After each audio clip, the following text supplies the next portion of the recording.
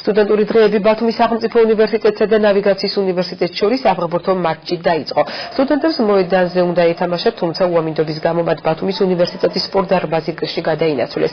სპორტისა და ახალგაზრდობის დეპარტამენტი წელს სტუდენტურ დღეებს სიახლით იწყებს. გაიზარდა ღონისძიებაში მონაწილე უნივერსიტეტების რიცხვი. ამ მერიდან ბათუმის სახელმწიფო უნივერსიტეტს, საზღვაო აკადემიას, ხელოვნების უნივერსიტეტსა და ნავიგაციის უნივერსიტეტს საქართველოს უნივერსიტეტით შეუერთდა. ღონისძიებების ფარგლებში ჩატარდება როგორც სპორტული აქტივობები, ასევე ინტელექტუალური თამაშები. სტუდენტური დღეები 25 მაისს გალა კონცერტით დასრულდება.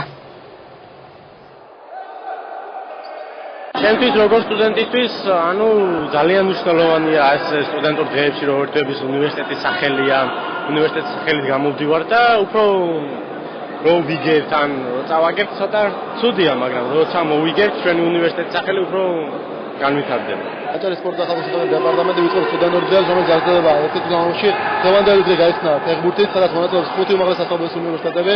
ასევე ხვალ თუ ამით მართალი შეგვიძლია ჩვენ გვექნება ფრენკფურტი, ასევე ყველა შაბათს ჩატარდება ეს ღონისძიებები, სპორტული ღონისძიებებთან ერთად გვაქვს შემეცნებითი ღონისძიებები, ასევე მის უნივერსიტეტი გვაქვს, რომელსაც ყველას ერთად დავაჯილდოვებთ 25 მაისს გალა კონცერტზე.